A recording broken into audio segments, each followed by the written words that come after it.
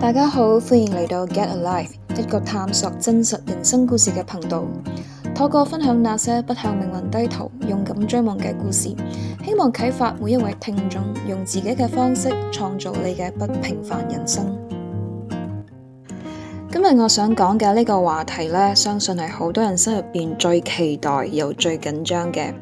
就係中年好聲音總決賽就嚟到啦。咁邊個會攞冠軍呢？咁呢個比賽呢，一共做咗9個月。喺9個月裏邊，相信大家都已經有咗自己中意同埋支持嘅參賽者。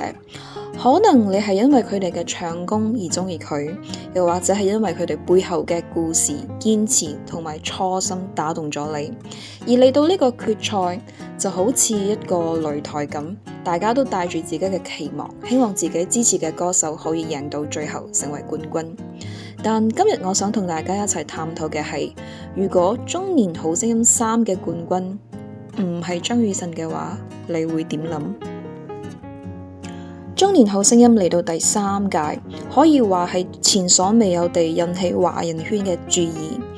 呢個節目唔單止係一個歌唱比賽，佢背後最打動人嘅係一班已經行到中年，但依然堅持追夢嘅參賽者嘅故事。作為一個喺海外長大，細細個就睇住 TVB 嘅戲長大嘅人，其實 TVB 對我嚟講唔單止係一個電視台，而係陪伴我成長，令我認識香港文化，甚至做人道理、人情世故都係由 TVB 學返嚟。香港係亞洲流行文化嘅中心，80、90年代佢係東方之珠，係東方荷里活，唔單止娛樂產業大受歡迎，更係一個 star maker。張國榮、梅艷芳、劉德華、林憶蓮、王菲、黎明、郭富城、張學友，全部都係 made in 香港嘅巨星。成個娛樂圈星輝熠熠，香港製造就等於品質保證。曾幾何時，香港係一個巨星雲集嘅地方，但近呢10年，好似落咗一層霧咁，再也冇出現過令人熱血沸騰嘅巨星。你試諗下，呢10年有冇邊一位土生土長蹦出嚟嘅香港歌手再紅到去海外嘅呢？又好似諗唔出一個名喎。反而依家好多香港歌手都要上到內地參加歌唱節目、綜藝節目，先至可以爭取到曝光率。要喺大陸紅咗先至會有機會紅返嚟香港。而家唔少人都會講香港樂壇已死，香港唔再係以前嗰個東方荷里活，已經冇咗造星嘅能力。曾經係 star maker 嘅地方，依家好似淨係剩返一個懷舊嘅記憶。依家大家已經冇咗以前嗰種追星文化，大家都已經好似唔再相信香港可以捧出一個真真正正嘅 superstar。直到今屆嘅中年好聲音3，呢個節目唔單止捧紅咗一班中年嘅參賽者，更喚醒咗好多觀眾心入邊對巨星嘅記憶，尤其是係曾經深受香港娛樂文化影響嘅人，再次感受到嗰種屬於巨星嘅光芒。特別係喺張雨晨嘅身上，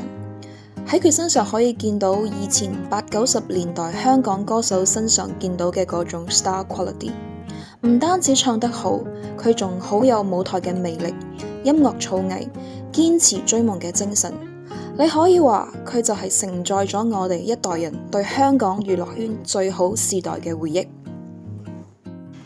而 TVB 作為香港曾經非常風光嘅大台，近呢幾年嘅節目其實聲勢已經大不如前。中年好聲音雖然成功引起話題，但係嚟到今屆嘅比賽爭議都特別多，尤其是係對於有關內定同埋造馬嘅傳言，唔少觀眾都質疑比賽嘅公平性。老實講， TVB 而家嘅影響力已經唔似以前咁樣擁有壓倒性嘅話語權，無論喺劇集、綜藝，已經好耐冇一個節目能夠真正咁引起全民追睇，直到今年嘅中年好聲音3。但係心水清嘅觀眾都睇得出，呢個節目之所以可以咁成功，咁多人追睇，其中最大嘅亮點之一，其實係因為一個人，佢就係張雨晨。佢唔單止唱功勁，更重要嘅係佢嗰份堅持夢想、永不放棄嘅精神。喺比賽入邊一路行嚟，一路感動住觀眾。我喺網上睇到好多香港嘅歌迷，對於一位來自馬來西亞嘅參賽者，竟然都可以咁支持、咁熱愛，我真係非常之感動。香港之所以可以成為國際舞台東方之珠，我認為一個好重要嘅因素就係因為香港人尊重堅持夢想嘅人。只要你有實力、有才華，無論你來自邊度，佢哋都會無條件咁支持你。TVB 會點樣選出冠軍？可能佢哋內部會有自己嘅一套標準同埋商業考量，但從觀眾嘅角度嚟睇，更重要嘅係你揀出嚟嘅冠軍到底可唔可以留喺呢個舞台，同埋為香港為你嘅平台帶嚟真正嘅影響力同埋效益。喺過去呢幾個月，中年好聲音3嘅比賽就好似重現咗當年80-90年代香港樂壇嘅嗰種星輝熠熠嘅盛況，大家都追得好投入，唔單止係因為佢嘅歌聲而係因為喺張雨晨嘅身上，大家重新睇到一個巨星應該有嘅光芒。中年好聲音呢個比賽賣嘅唔單止係一個歌唱嘅平台，而係每一位參賽者背後追夢嘅故事。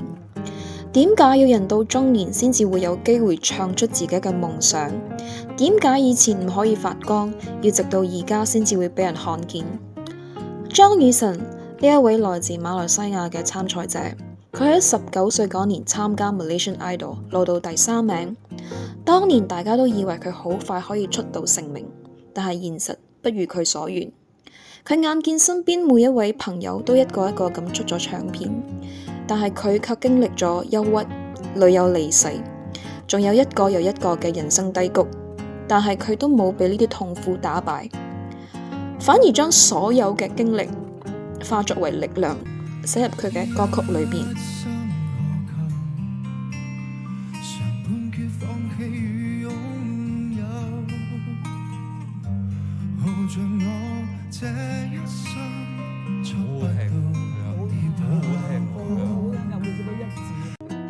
為咗追求佢嘅音樂夢，佢賣車賣樓，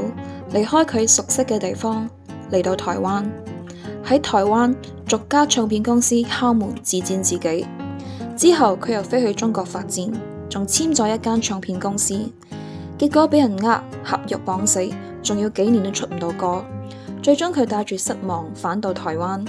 但係佢依然冇放棄，佢又再一次飛去韓國參加比賽，好唔容易入到決賽。結果節目又忽然被 cut。20年嚟，佢幾次以為見到曙光，但係一次又一次咁失望。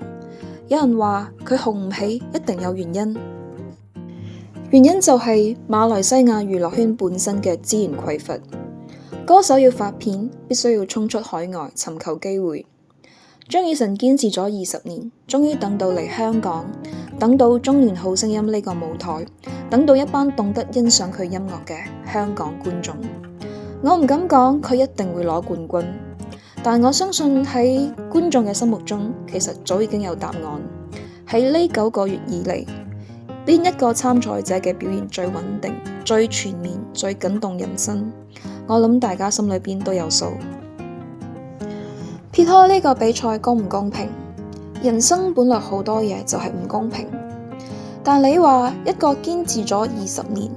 跌低又爬起身嘅人，對音樂有住無比執着嘅人，佢係咪應該有一次屬於佢自己嘅 one moment in time，一個屬於佢為呢20年流過淚、捱過痛所換嚟嘅光輝時刻呢？冠軍可能只係一刻嘅光環，但佢對佢嚟講係20年累積而嚟嘅興亡。好多人話 TVB 早已經內定好冠軍，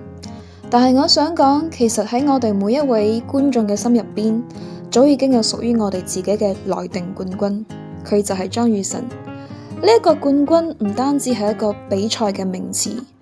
佢更承載咗無數人對夢想嘅渴望，對堅持嘅尊重，對興亡嘅期待。佢代表咗一種對努力嘅肯定，對信念嘅認可，同埋對20年不放棄嘅致敬。所以無論 TVB 最後將呢個冠軍頒俾邊個，都改變唔到一個事實，